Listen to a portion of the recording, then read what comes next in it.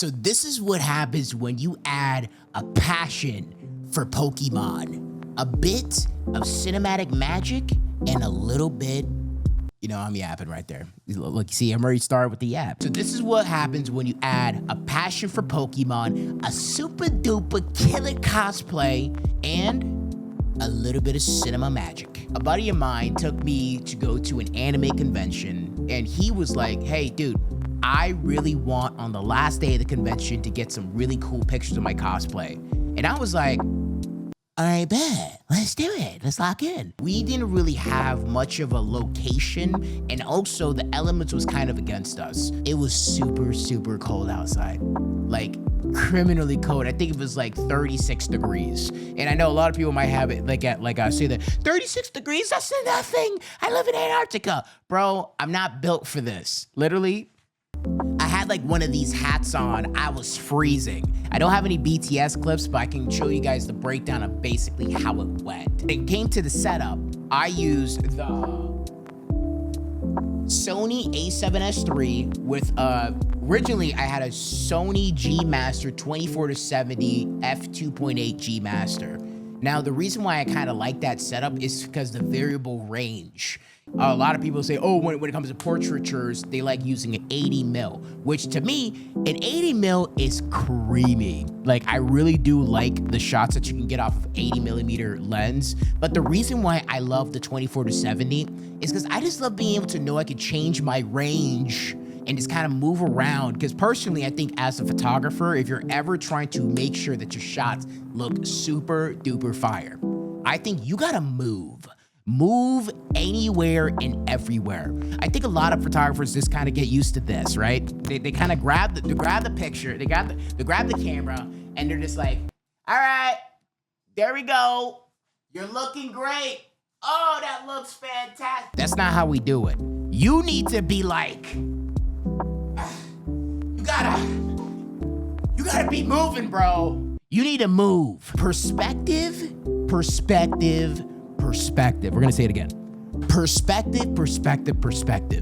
The reason why you should move around is because some angles just look god tier from a different look. Coverage, guys. If you don't know what you're doing, wide, medium, tight. Remember, wide, medium, tight. If you get those three perspectives, then you kind of figure out what type of zone, what type of coverage you want to do as you're going around with the shoot. One thing I always do is I move more than my model because I want to figure out what angle looks the best. If you ever want to do a photo shoot, one thing I recommend, if you have a variable lens, pick a millimeter. And from there, wide, medium, tight. And then from there, move around the premises. Because as you're doing that, you're getting more ideas on what end result you want to get. And that's a really good thing as you're going into the shoot, is you just gotta move. The person who's in front of the camera, usually they're in their head. You gotta get people out their head. You gotta have them stop overthinking the shot. And the first thing that I did was that I hype up the person that I'm shooting. And I let them know that they're doing a freaking good job, because you know what I do? Some people gatekeep the photo into like the last second, right? I don't do that. As I'm taking the shots, I'm showing them the shots so that they're getting hype, because when they're hype and they know that they're looking like a god, it makes it so much easier to kind of go into the shoot and have them do more things where they get so loose because they're like, damn, I look great, so I'm gonna make sure that I'm mimicking the energy that I'm looking like. The thing about cosplayers, which is so great, is that they already know what poses that they want to do. Check these out. Oh yeah, you see that? Oh, yeah, that's what you call fire. I love overcast days because it gives very even lighting.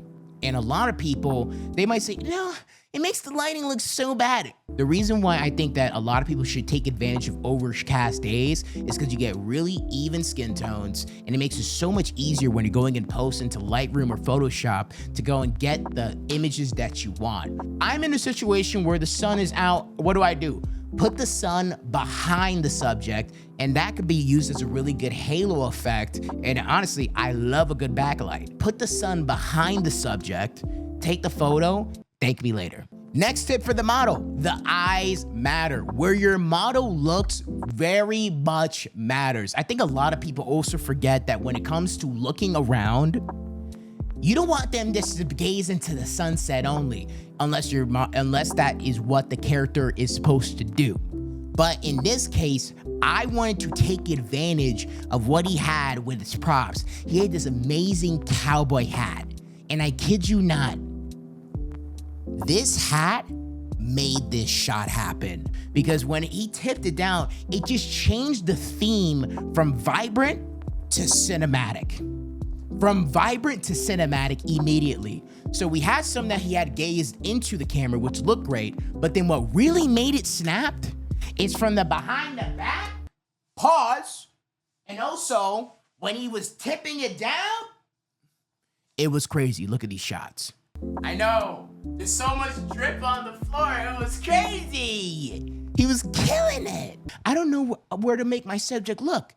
Buddy, up, down, left, right, make them look around and take the shots, look back at them, and you can tell just based off of that what exactly you want them to do. And if not, scroll on the Safari, find some inspiration prior to getting to the location. I always do that like 5 to 10 minutes prior when I don't really know what I'm getting into.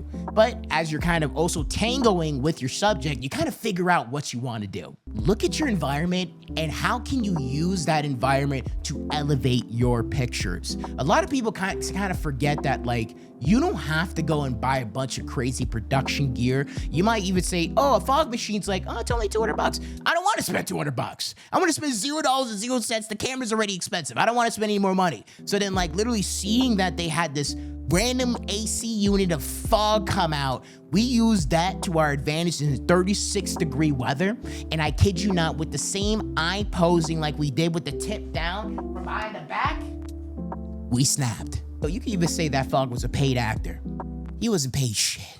That is it from the Pokemon Ranger shoot, guys. But when it came to the gear, we used a Sony 24-70 G Master with the A7S III, and it was just a lot of moving.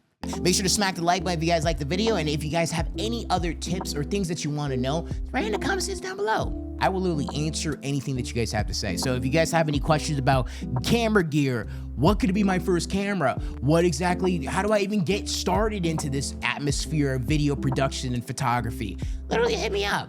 I don't mind answering your questions, because at the end of the day, I'm a chill guy with my hands in my pockets. I'm just chilling.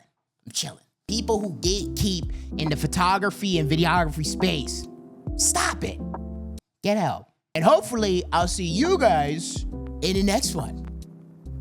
All right, see you later. I'm gonna go watch some Studio Ghibli.